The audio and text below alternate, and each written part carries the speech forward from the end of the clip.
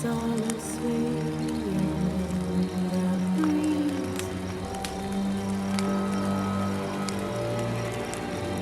But when so light, I'm just wide awake.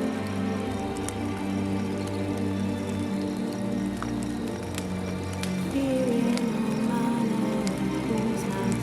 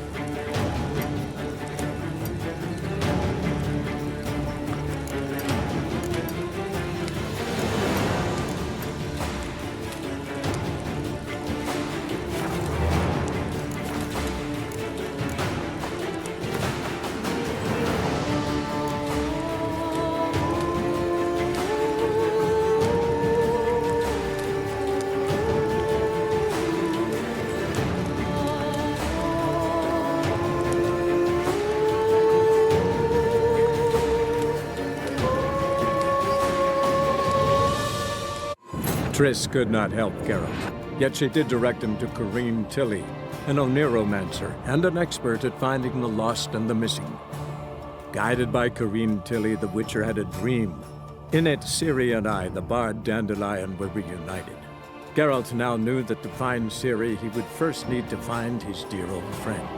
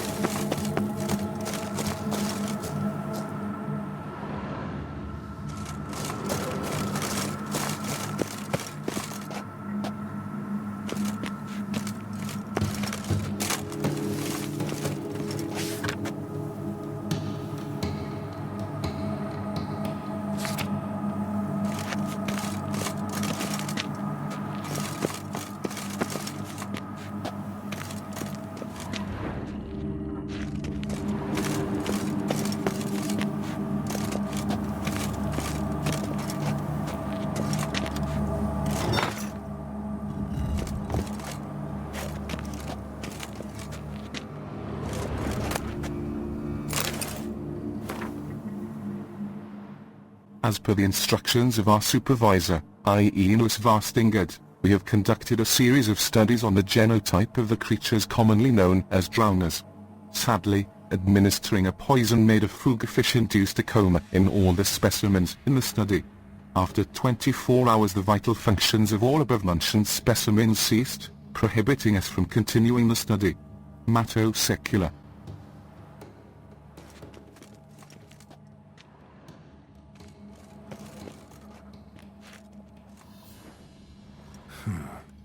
Strange.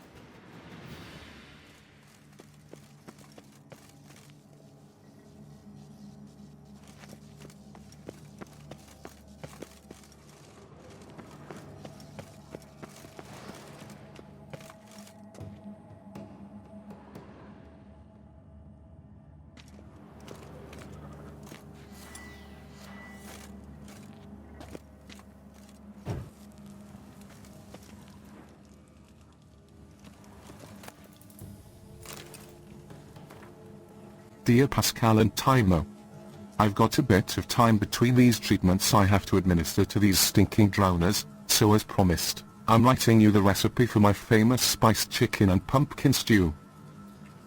Pumpkin. Chicken thighs or alternatively chicken breast. Mix of exotic spices.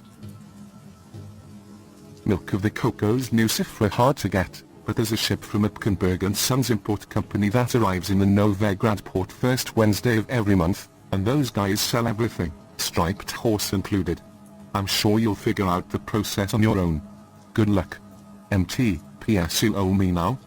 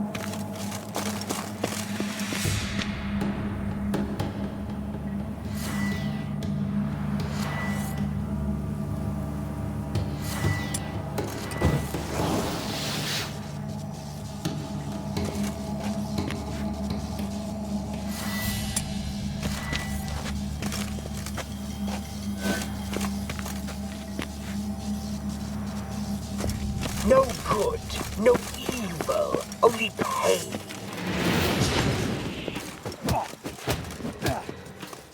This is not the end.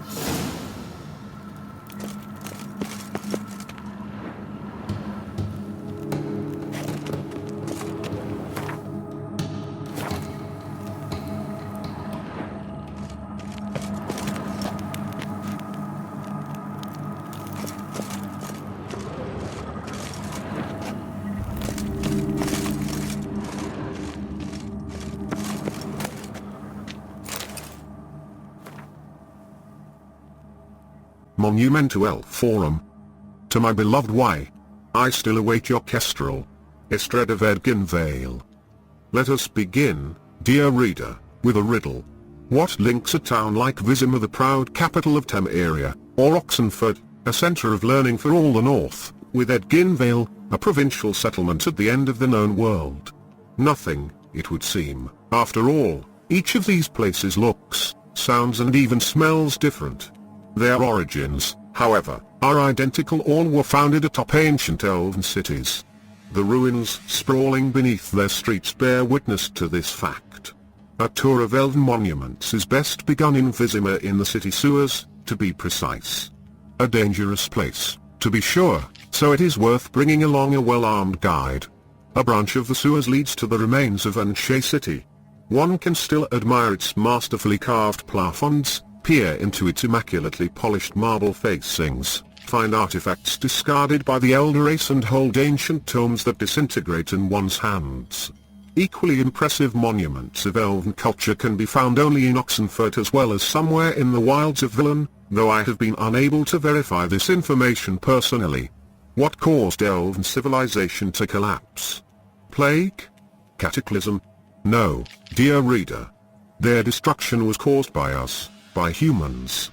We drove the elves from their cities and, instead of occupying their marvelous palaces, we dismantled them to build our meager and crooked huts. All that remains is that which we covered in debris and sludge, and then wiped from our memories for centuries.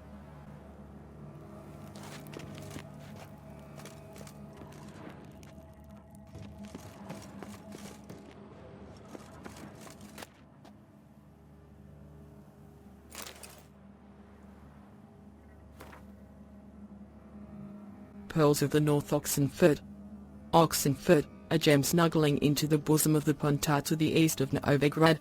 A cradle erected upon Redanian soil, nurturing the greatest minds not only of that kingdom, but of all the north.